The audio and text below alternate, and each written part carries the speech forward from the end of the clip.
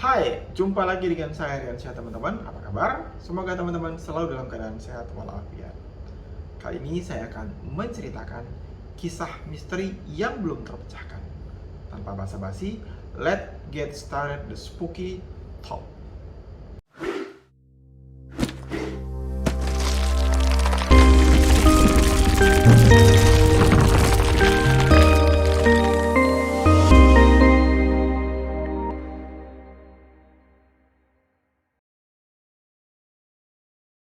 Pada tahun 2007, seorang gadis menjelajahi pantai British Columbia. Pantai British Columbia terletak di perbatasan antara Amerika Serikat dan Kanada.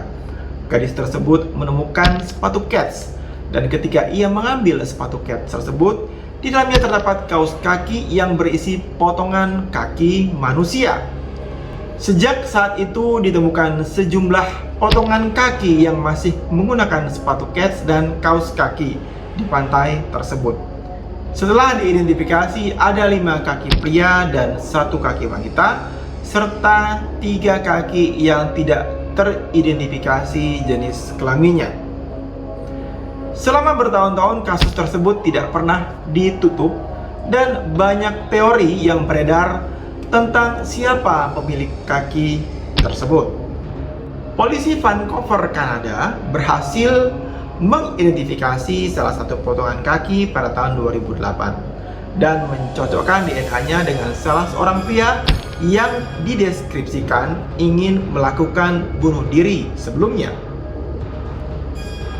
Mereka juga berhasil mencocokkan 2 potongan kaki lainnya dengan seorang wanita yang juga diyakini melakukan bunuh diri. Karena temuan ini, banyak yang berspekulasi bahwa potongan-potongan kaki tersebut adalah milik orang yang melompat dari jembatan menuju pada kematian mereka. Namun anehnya, hanya potongan kaki yang ditemukan dan tidak ada bagian tubuh yang lain. Beberapa percaya bahwa potongan-potongan kaki itu berasal dari kecelakaan di pulau terdekat. Pendapat lain mengatakan mereka adalah korban tsunami Aceh yang terjadi pada tahun 2004. Karena dari sepatu dapat dilihat sepatu dibuat sebelum tahun 2004. Tapi sampai saat ini kasus tersebut tidak terpecahkan dan membuat seluruh dunia bingung hingga bertahun-tahun. Pada tahun 1957, seorang pemburu menemukan tubuh anak laki-laki yang memar di dalam kotak JC Penney. Diperkirakan usia anak laki-laki tersebut sekitar 4 hingga 6 tahun, telanjang dan terbungkus kain flanel. Anak laki-laki itu diperkirakan telah meninggal akibat pukulan benda tumpul.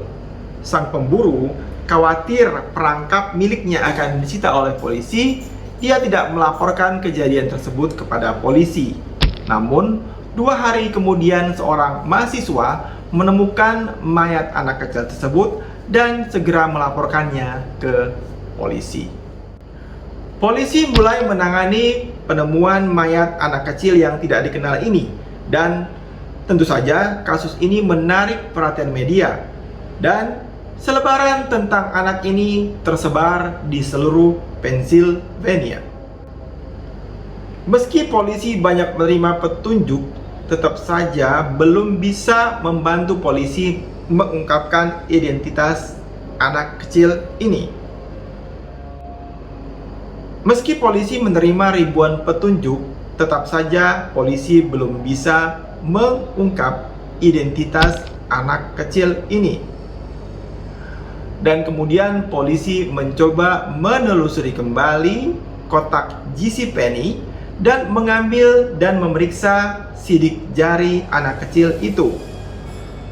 Tetap saja polisi masih menemukan jalan buntu.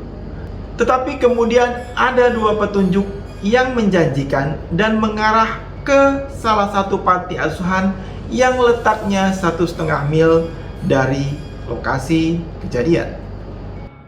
Seorang paramedis terus berusaha untuk mengungkap kasus ini. sampai dia membawa seorang paranormal ke panti asuhan yang dicurigai. Di sana, dia juga menemukan kotak JCPenney dan selimut yang sedang dijemur yang mirip dengan selimut atau kain flanel yang membungkus mayat anak laki-laki itu. Polisi percaya bahwa mayat anak laki-laki itu adalah milik seorang wanita yang merupakan anak tiri dari pria pengurus panti asuhan. Wanita tersebut tidak ingin dia diketahui memiliki anak tanpa nikah. Kemudian polisi mengidentifikasi mereka dan menutup kasus tersebut. Pada tahun 2003, polisi membuka kasus itu kembali karena ada seorang wanita yang berinisial M mengaku ibunya yang kasar telah membeli anak itu pada tahun 1954. Menurut wanita itu, ibunya yang membunuh anak laki-laki itu karena marah. Polisi kemudian memeriksa M dan diketahui ternyata M tidak stabil secara mental. Lagi-lagi polisi menutup kasus ini dan membiarkan kasus bocah ini menjadi kasus bocah Amerika yang tidak dikenal.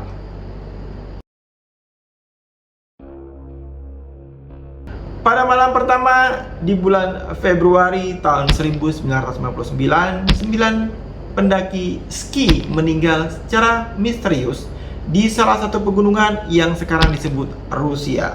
Pada malam kejadian, mereka mendirikan tenda di lereng, menikmati makan malam dan bersiap untuk tidur. Akan tetapi, ada yang tidak beres. Mereka tidak pernah kembali. Pada tanggal 26 Februari, pencari menemukan tenda yang ditinggalkan oleh para pendaki yang sudah robek dari dalam. Di sekitar area ditemukan jejak kaki yang ditinggalkan oleh kelompok pendaki itu. Tim pencari menyisir hingga ke tepian hutan dekat tenda tersebut dan menemukan dua mayat pertama yang dengan kondisi hanya mengenakan celana dalam dan tanpa sepatu. Dari ciri-ciri mayat, diperkirakan mereka meninggal akibat hipotermia dan beberapa kemudian ditemukan 7 mayat lainnya setelah penemuan 2 mayat sebelumnya. Jadi, penemuan mayat-mayat tersebut tidak dalam waktu yang bersamaan. Dari hasil pemeriksaan lebih lanjut yang dilakukan oleh para medis, diketahui bahwa kematian ke-9 pendaki tersebut bukan diakibatkan oleh hipotermia, karena pada salah satu tubuh mereka ditemukan bekas pukulan benda tumpul yang dilakukan secara brutal. Bahkan ada yang lidahnya dipotong dan bekas luka bakar. Dan di beberapa bekas pakaian mereka ditemukan kandungan radioaktif. Kejadian misterius ini memunculkan beberapa teori, diantaranya adalah kegiatan KGB atau agen rahasia Rusia, kemudian akibat overdosis, akibat anomali gravitasi, bahkan UFO dan Yeti. Baru-baru ini seorang pembuat film dokumenter mempresentasikan teori yang melibatkan fenomena menakutkan yang nyata yang disebut infrasonik. Infrasonik adalah angin yang berinteraksi dengan topografi yang dapat menimbulkan dengungan yang hampir tidak terdengar, yang dapat menimbulkan efek mual, takut, menggigil, gugup, dan dapat meningkatkan detak jantung. Namun dari semua teori-teori ini tetap saja tidak bisa mengungkap kejadian yang misterius yang mengakibatkan kematian ke-9 pendaki tersebut hingga saat ini. Oke teman-teman, itulah tadi 3 kejadian misterius yang tidak terungkap hingga saat ini. Semoga cerita tadi bisa menambah wawasan teman-teman semua dan tentu saja menghibur. Sebelum saya akhiri, jangan lupa untuk subscribe channel saya Riansyah Official, berikan komen dan like. Sampai jumpa.